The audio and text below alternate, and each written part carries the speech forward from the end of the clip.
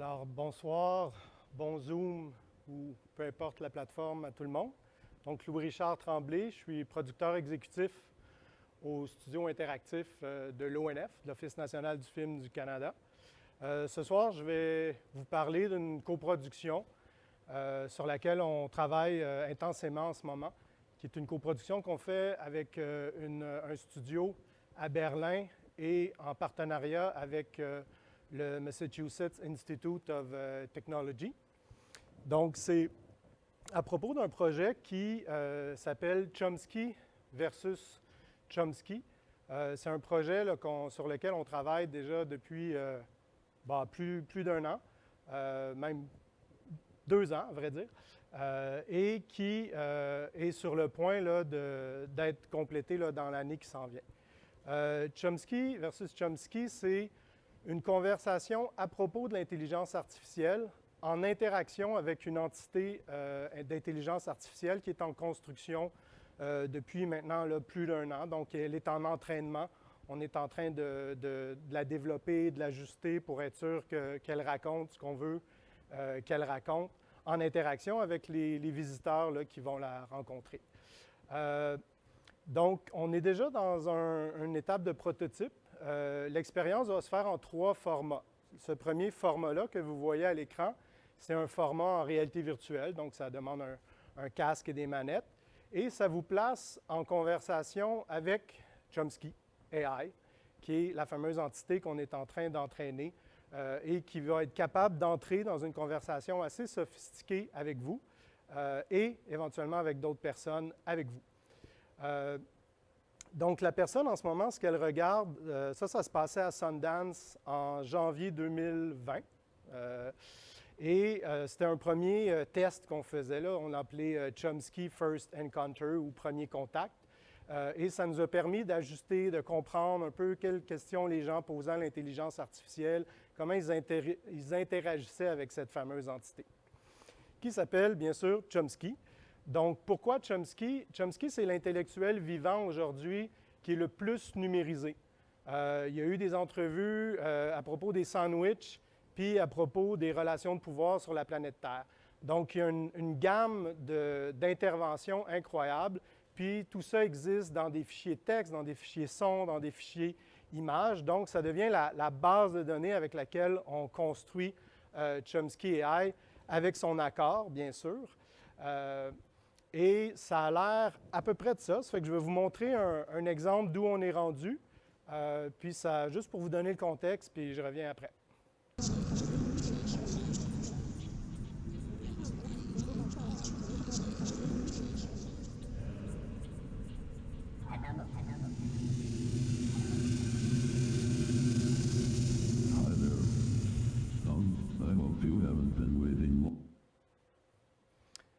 Donc, je ne vous en donne pas beaucoup, j'en conviens.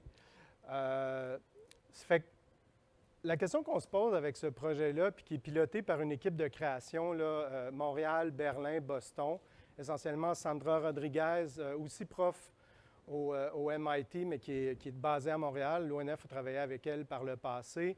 Michael Burke, qui travaille à Berlin avec toute une équipe. Un autre groupe qui s'appelle Kling Klang Klang, qui sont responsables de toute l'émulation de la voix que vous avez entendue. Cindy Bishop, qui travaille pour le MIT, là, qui sont en partenariat avec nous. Et MoveAI, basé à Montréal, qui sont en train de construire puis d'entraîner l'intelligence artificielle. Donc, Chomsky, comme je disais, c'est non seulement quelqu'un qui est très numérisé, mais c'est le père des théories du langage. Et les théories qu'il a développées servent, dans le fond, à bâtir les intelligences artificielles, ou plusieurs des programmes d'intelligence artificielle avec lesquels on vit aujourd'hui. Pensez à Siri, pensez à Alexa, à toute l'intelligence artificielle qui nous entoure, mais souvent dont on a peu conscience de comment ça fonctionne derrière. Et cette expérience-là, c'est ça qu'elle cherche à trouver comme réponse ou à vous faire vivre comme visiteur, que vous soyez seul avec le format VR ou que vous soyez en groupe dans l'installation VR qu'on est en train de développer. Ça va vous mettre en relation avec les autres, avec Chomsky. Vous allez avoir des petits jeux à résoudre ensemble. Et la raison pour laquelle c'est très important que ce soit une expérience collective pour nous, c'est que c'est à travers la collaboration, à travers la créativité et à travers une curiosité constamment renouvelée qu'on distingue l'intelligence humaine de l'intelligence artificielle. Et on vit à cette époque-là où on parle d'intelligence artificielle, mais on sait encore très peu de choses sur l'intelligence humaine. Et c'est ce que le projet Chomsky versus Chomsky va faire vivre aux gens qui vont être exposés à cette expérience-là. Donc, c'est un survol très rapide, bien sûr, du projet. Il y a des niveaux de complexité dans ce type de projet-là. Mais pour l'instant, où on en est, c'est qu'on complète, dans le fond, la phase de production. Donc, on arrive là, à terme de plusieurs des éléments et on est à la recherche, dans le fond, de diffuseurs. On travaille avec les Allemands, on travaille avec les Américains, mais on aimerait beaucoup ça, trouver des endroits au Québec, à Montréal, en Montérégie, où amener cette œuvre-là au public qu'on juge très accessible. Puis les tests qu'on a faits à date bien, nous confirment un petit peu que les gens s'engagent envers cette espèce d'entité un petit peu anamorphique qui évolue au fil de la conversation et qui rend quelque chose où essentiellement les gens rient.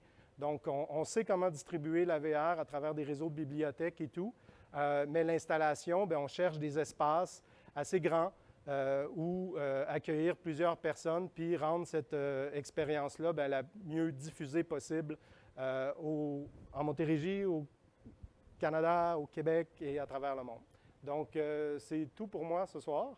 Merci beaucoup de votre attention, puis à suivre.